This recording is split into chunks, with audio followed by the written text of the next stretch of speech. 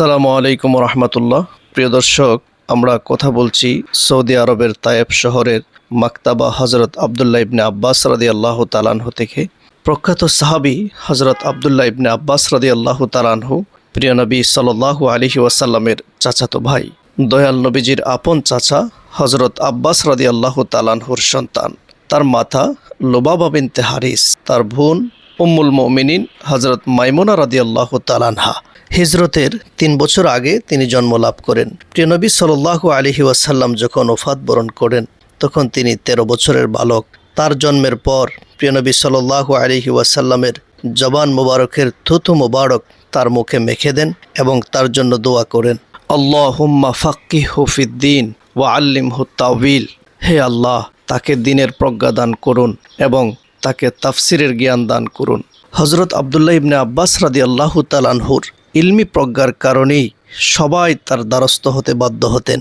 ইসলামের দ্বিতীয় খলিফা হজরত ওমর ফারুক রাদিয়াল্লাহু তাআলা আনহু তার এলেম ও প্রজ্ঞার কারণেই তাকে যথেষ্ট সম্মান করতেন এবং ইবনে আব্বাসকে সর্বদা সঙ্গে রাখতেন।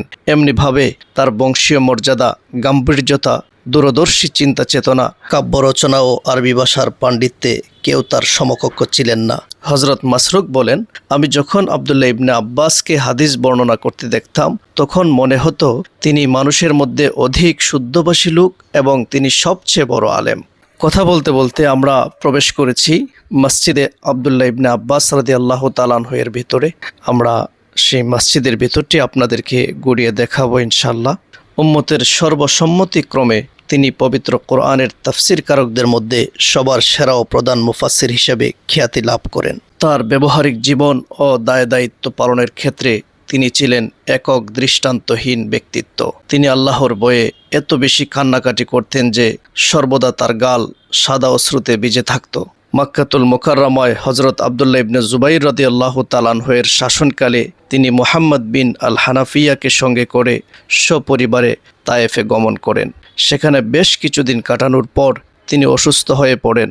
তিনি সরাসরি প্রিয় নবী সাল্লাল্লাহু আলাইহি ওয়াসাল্লামের ২৬৬০টি হাদিস বর্ণনা করেছেন, যার ফলে তিনি অধিক হাদিস বর্ণনাকারীদের মধ্যে অন্যতম রাবি। তিনি ৬৮ হিজরি সালে ৭১ বছর বয়সে প্রিয় নবী সাল্লাল্লাহু আলাইহি ওয়াসাল্লামের কুনেরাঙ্গা শহর তায়েফে ওফাত বরণ করেন। তার সুহৃদ ও সহসঙ্গী বন্ধু মুহাম্মদ ইবনুল হানাফিয়া তার জানাজার ইমামতি করেন। হজরত আবদুল্লাহ ইবনে আব্বাস রাদিয়াল্লাহু তাআলা আনহুর জানাজার প্রাক্কালে এক আশ্চর্য ঘটনা হলো, একটি জীবন্ত ধবধবে সাদা পাখি এসে তার বক্ষে কফিনের ভেতরে প্রবেশ করে, যা আর কেউ পরে দেখতে ও বের করতে পারেনি। এ অবস্থায় তাকে দাফন করা হয়।